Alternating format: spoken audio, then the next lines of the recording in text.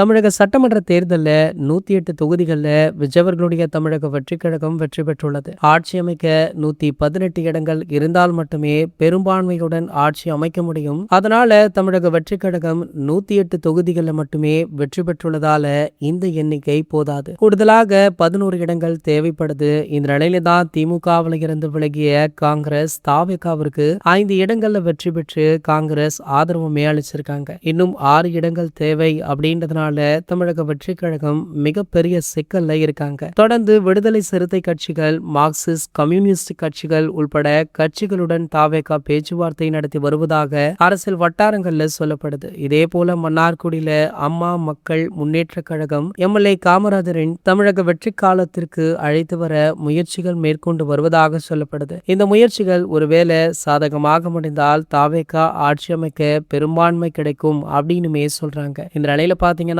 நேற்று கவர்னரை சந்தித்த தாவேகாவிற்கு கவர்னர் ஆதரவாக எதுவுமே பேசலையாம். பெரும்பான்மையை நிரூபித்துவிட்டு ஆட்சி அமைத்துக் கொள்ளுங்கள் அப்படின்னு ஸ்ட்ரிக்டாக சொல்லிட்டாரா. அதுல இருந்தே பாத்தீங்கன்னா ஆளுநர் அவர்கள் பிஜேபி உடையால், அதனால மேலிடத்திலிருந்து உத்தரவு வந்திருக்கும், ஆகையால தான் தளபதி விஜயவர்களுக்கு எதிராக இவங்க குரல் கொடுக்கறாங்க அப்படின்னு சோசியல் மீடியாக்கள்ல ஒரு மிகப்பெரிய பேச்சுவார்த்தையுமே போய்கொண்டிருந்தது. சோ அது மட்டுமல்லாமல் பிஜேபியுமே சைலண்டாக தளபதி விஜயவர்களுடன் பேச்சுவார்த்தை நடத்திட்டு இருக்காங்களா. தாவேகாவுடன் கூட்டணி அமைத்து தமிழகத்துக்குள்ள பிஜேபியை கொண்டு வர முயற்சித்து வருவதாக சொல்லப்படுது. ஆனால் தளபதி விஜயவர்கள் இதற்கு ஒருபோதுமே சம்மதம் தெரிவிக்க மாட்டார் அப்படின்னுமே எதிர்பார்க்கப்படுது. இருந்தாலுமே பிரதமர் அவர்களை நேர்ல சந்தித்து இந்த பிரச்சனைக்கு தீர்வு காணவுமே இருக்காரா. இது போன்ற செய்திகளை பத்தி நீங்க உடனே தெரிஞ்சுக்க நம்மளுடைய சேனலை மறக்காம சப்ஸ்கிரைப் பண்ணிக்கோங்க.